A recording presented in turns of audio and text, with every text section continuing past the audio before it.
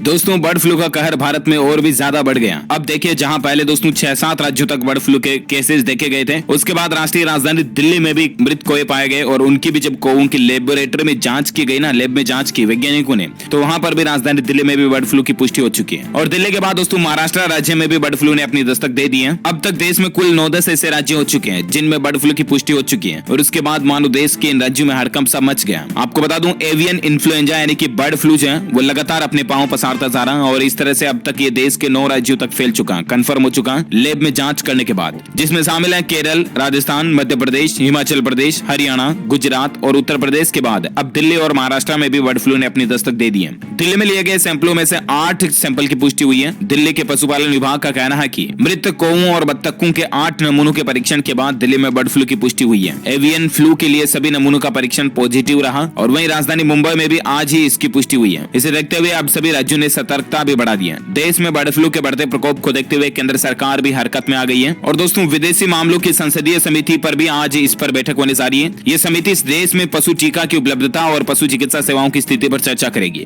अब देखिए दोस्तों, एक तो दिल्ली में आया ये वायरस 2-3 दिन पहले और इसकी पुष्टि हो चुकी है और महाराष्ट्र के भी कई जिलों में बर्ड फ्लू की पुष्टि हो चुकी है, ठीक है ना। देश में दोस्तों जहां एक तरफ अभी कोरोना का मसला भी कम नहीं हुआ कि इसी बीच ये बर्ड फ्लू का आना वाकई में चिंताजनक बात भी है और सरकार को और वैज्ञानिकों को ये चिंता सबसे ज्यादा सता रही है कि कहीं ये बर्ड फ्लू जो है ना, ये महामारी का रूप ना ले ले। मतलब कि महामारी बन गया तो फिर पता आपको पूरे देश में मतलब माहौल सा बन जाएगा वापस, जिस तरह से कोरोना के दौरान बना था, लॉकडाउन वगैरह और क्या क्या हालात बने थे पता आपको। मतलब पूरी धरती ठप सी रुक सी गई थी, पूरी इकोनॉमी मतलब दुनिया के देशों की जो पूरी गतिविधियां हैं वो एकदम से पॉज हो गई थी, राइट। और अब ये कहीं बर्ड फ्लू महामारी ना आ जाए इसीलिए चिंता सता रही है। लेकिन आपसे ये रिक्वेस्ट है दोस्तों कि इस बर्ड फ्लू के माहौल के दौरान आप एक तो मृत पशु पक्षी के पास ना जाएं, पहली बात तो ये। इसके अलावा आप कभी भी आजकल के दिनों में पोल्ट्री फार्म वगैरह के विजिट करने की प्लान बना रहे तो वो भी ना करें और जो लोग पोल्ट्री फार्म में काम वगैरह करते हैं ना तो उनसे आप दूरी बनाकर रखें। इन बातों का ध्यान रखें और अगर आप चिकन, अंडा, चिकन लेग पीस वगैरह ये चीजें भी खाते हैं ना तो इनको अच्छी तरह से तकरीबन 70 डिग्री से ज्यादा टेम्परेचर पर बॉईल करके गर्म करके फिर खाएं। ये कहना है वर्ल्ड हेल्थ ऑर्गेनाइजेशन का, WHO का, ठीक है ना। इन बातों का ध्यान रखें ताकि आप बर्ड फ्लू की चपेट में ना आए। और बाकी कोरोना का मसला तो चल ही रहा है, इसलिए मास्क तो आपको लगाना ही है, सैनिटाइजर का यूज करना ही है और सोशल डिस्टेंसिंग वगैरह के नियमों को अभी भी भूल नहीं जाना, ठीक है ना। ऐसा नहीं कि कोरोना खत्म हो गया अब, ये ऐसा नहीं है, ठीक है ना। और बाकी भगवान सब कुछ अच्छा करे, हमारी यही सबकी दुआ है, प्रार्थना है, क्योंकि मानव सभ्यता को